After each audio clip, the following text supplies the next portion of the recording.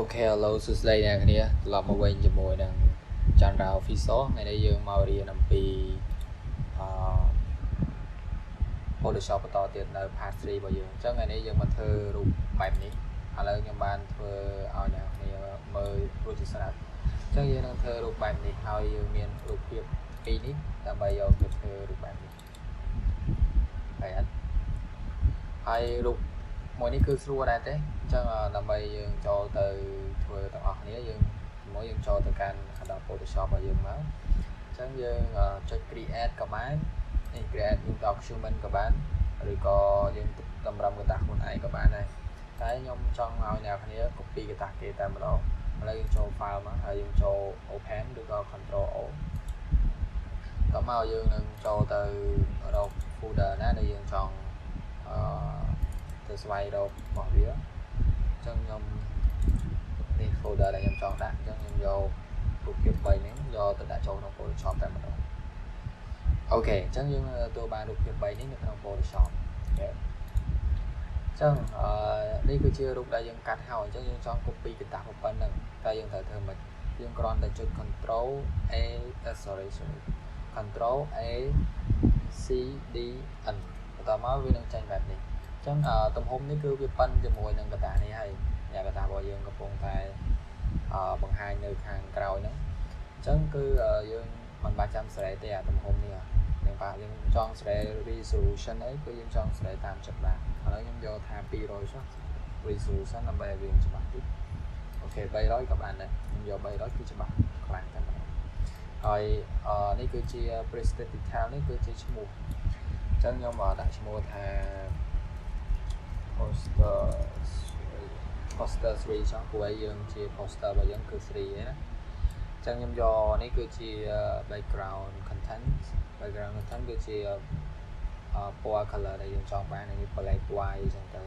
background color transparent អានេះសម្រាប់ធ្វើ PNG វាមាន custom ខ្ញុំយកពណ៌ white ទៅមកចុច create មកទៅមកវានឹងបានពណ៌ background ថ្មីមួយតែយើងបង្កើតដែលមានទំហំប៉ុណ្ណឹងនេះតែម្ដងទំហំមកប៉ុណ្ណឹងនេះប៉ុណ្ណឹងនេះតែម្ដងនេះយើងដាក់មកបែរនេះមកហ្នឹង Master 3មកយើងនេះគឺទំហំប៉ុណ្ណឹងគ្នាទេឃើញអត់ចឹងចុច Control D ដើម្បីកោះ select អញ្ចឹងយើងធ្វើបែបហ្នឹងតែយើងត្រូវធ្វើមិនអញ្ចឹងយើងទី1យើងមានអីគេយើងមាននេះយើងមានរូបភាព background នេះហើយអញ្ចឹងយើងដោះសោយមកហើយយើងយក move tool របស់យើងយកមកទាញវាហើយយកមកដាក់នៅក្នុង poster 3របស់យើងហ្នឹងអញ្ចឹងយើងសម្រាប់វាថាម៉េចមកល្មមអូខេអញ្ចឹងអា background ហ្នឹងគឺវាត្រូវជាមួយនឹងអា poster របស់យើងតែម្ដងហើយដល់មកយើងមានអីពិបាកទេយើងគ្រាន់តែកាត់រូបមនុស្សស្រីនេះយើងកាត់រូបមនុស្សស្រីហ្នឹងតែយើងធ្វើមិនអញ្ចឹងថ្ងៃហ្នឹងខ្ញុំបរៀនអ្នកគ្នាកាត់អំពី tool មួយគឺឈ្មោះថា object selection tool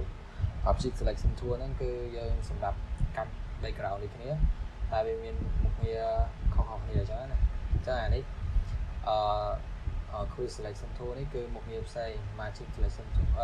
magic band tool នេះគឺមុខងារផ្សេងអញ្ចឹងខ្ញុំយក object selection tool ដើម្បីកាត់នៅរូបភាពមួយនេះអញ្ចឹង object selection tool ហ្នឹងគឺយើងត្រូវចុច left click ឲ្យជាប់ហើយយើងទាញវាអញ្ចឹងមកនេះទាញវាមកពេញប៉ុណ្ណឹងមកតមកយើង blend មកទៅតមកវាពងតែដើរអញ្ចឹងគឺវាចាប់យករូបមនុស្សនឹងអូតូតែម្ដងអញ្ចឹងដើម្បីឲ្យចាប់រូបមនុស្សនឹងទាំងបានទាំងសក់ទាំងអីទាំងអស់គឺយើងចុចអានេះបន្ថែមមកនេះ select object នេះ select sub object តមកយើងចុចលើវាមកហើយចុចថា yes តមកវាកំពុងតែ select យក object ណាដែលយើងចង់បានឃើញអត់វាចង់វាបានទាំងសក់បានទាំងរូបមនុស្សនឹងទៀតអូខេអញ្ចឹងយក move tool របស់យើងទៅតែនេះ move tool ហ្នឹងមកយើងចាប់ទាញវាចឹងទៅហើយបន្តមកគេដាច់ចាប់ទាញ left click វាជាប់ចាប់ទាញហើយយកទៅដាក់នៅកន្លែង poster 3របស់យើងកន្លែងមកហើយបន្តមកហេតុអីបានយើងអត់ឃើញរូបមនុស្សស្រីហ្នឹងដោយសារតែនេះវានៅខាងក្រោមនៅខាងក្រោម layer របស់វានៅខាងក្រោមអញ្ចឹងយើងទាញ layer មកខាងលើវិញអញ្ចឹងគឺវាមកលើវិញឃើញអត់អញ្ចឹងយើងទុកវាមកខាងក្រោមចឹងមកអញ្ចឹងឃើញថាវាដូចគ្នាហើយតែគ្រាន់តែបោះគេរៀងអាងបន្តិចអញ្ចឹងយើងអាច select background ខាងក្រោមយើង select ទៅលើ នេះ background របស់យើង layer 1 នេះហើយយើងចុច control M ដើម្បីទាញ curve របស់វានេះគឺជា curve នេះយើងទាញខ្មៅងឹតអីសម្រាប់យើងទាញមកក្រោមគឺរាងងឹតអញ្ចឹងណា curve នេះអូខេយើងទាញមកឆ្លាញ់មកពួកអីយើងដាក់ចង់មកងឹតបានងឹតចង់បានភ្លឺបានភ្លឺដែរអូខេអញ្ចឹងយើងគោលដៅយើងធ្វើដូចគេបែបនេះអញ្ចឹងមនុស្សស្រីគឺដូចគ្នាចុច control ហើយចុចអក្សរ M មក control បូកមួយអក្សរ M ហើយយើងទាញ curve របស់យើងមកក្រោមមកគឺងឹតដែរប៉ុណ្ណឹងចុច OK មកអានឹងគ្រាន់តែជាក្បួនធ្វើ poster ទេយើងចង់ធ្វើមិនក៏បានដែរណាអញ្ចឹងយើងចុចយកអក្សរ T ដើម្បីទៅសេអក្សរថានេះ super star អូខេ super star របស់យើងអញ្ចឹងយើងចូលមកទៅសេអក្សរគេដាក់ថា S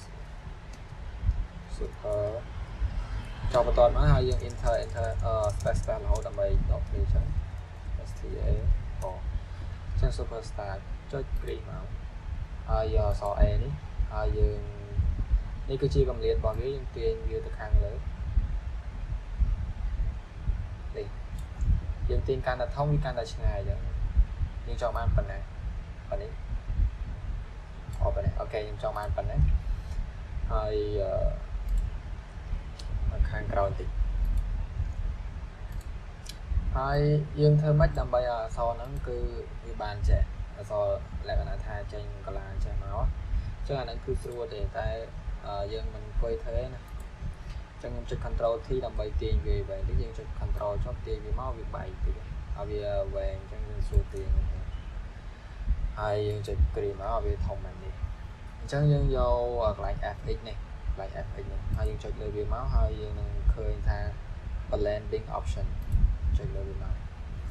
ហើយតមកយើងឃើញពាក្យថា style នៅកន្លែងនេះមួយវានឹងចេញ layer style ហើយឃើញថាពាក្យថា style បន្ទាប់មកយើងយកឃើញនៅក្នុងនោះវាមានអក្សរជាច្រើននៅក្នុងនឹង mode អក្សរនេះអានេះ basic អានេះ national show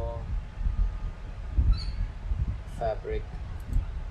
ចឹងយើងអាចរើសបានណាចឹងយើងចង់យកមួយណាក៏បានដែរតែពេលយើងយកមកវា edit ដោយស្រាប់តែម្ដង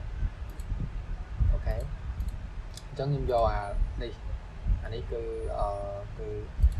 ដូចជាមួយអានេះរបស់យើងធ្វើនេះអញ្ចឹងគ្រាន់តែយើងចុច F អីយើងដាក់ drop shadow បន្ថែមអានេះវាមាន drop shadow ស្រាប់ណាយើងចង់ដាក់ទៅ drop shadow បន្ថែមទៀតក៏បានដែរមានបញ្ហាទេនេះយើងទាញខ្សែយ៉ាងមកនេះយើងដូរពណ៌មកគឺយើងអត់ឆ្លាញ់ពណ៌ហ្នឹងយើងអាចដូរពណ៌បន្ថែមហើយយកពណ៌ក្រហមពណ៌នេះចុះអូខេហើយយើងទាញអានេះគឺ distance ហ្នឹងគឺទាញវាមកខាងចង់ទាញមកក្រោមឬក៏ទាញមកទៅលើអីគឺយើងអាចសេរីនៅលើ angle ហើយនឹង distance ហ្នឹងបានអូខេអញ្ចឹងគឺ poster ហ្នឹងគឺចប់រួចរាល់ហើយបើយើងចង់ save យើងចុចទៅលើ file នេះហើយយើងចុចទៅលើ save copy ឬក៏ save as ក៏បានដែរហើយយើងចាប់ផ្ដើមដាក់នៅក្នុង desktop តែនៅលើថា poster 3ឬក៏យើងដាក់នៅកន្លែង file របស់ខ្ញុំក៏បានដែរដាក់នៅកន្លែង file របស់ខ្ញុំ file កន្លែងខ្ញុំធ្វើលំហាត់ធម្មតាហ្នឹង exercise 3អញ្ចឹងខ្ញុំយកកន្លែង cell as type នេះខ្ញុំចង់បានជារូបភាពគឺខ្ញុំយក JPG គឺជា file រូបភាពអូខេអញ្ចឹង file នេះខ្ញុំដាក់ថា poster 3គឺវាចេញ poster 3មកខ្ញុំចុច cell មកតមកកន្លែងនេះគឺជាកន្លែងដែលភាពច្បាស់របស់វាអញ្ចឹងយក12មកគឺច្បាស់ខ្លាំងមែនតើច្បាស់មកកប់អូខេអញ្ចឹងបន្តមកគឺយើងទៅមើល poster របស់យើងនៅក្នុងនេះគឺថាយើងដាក់ឈ្មោះថា poster 3ហើយយើងចូលទៅមើលទៅហើយយើងព្រីតមកក៏ច្បាស់ទាញហ្មងអត់បែកទេអត់ងាយបែកទេអូខេអញ្ចឹងវីដេអូខ្ញុំមានតែប៉ុណ្្នឹងទេអញ្ចឹងខ្ញុំសូមអរគុណអ្នកនាងខ្លាំងមែនទែនសម្រាប់ការតាមដានវីដេអូនេះរហូតដល់ចប់អូខេបាយបាយ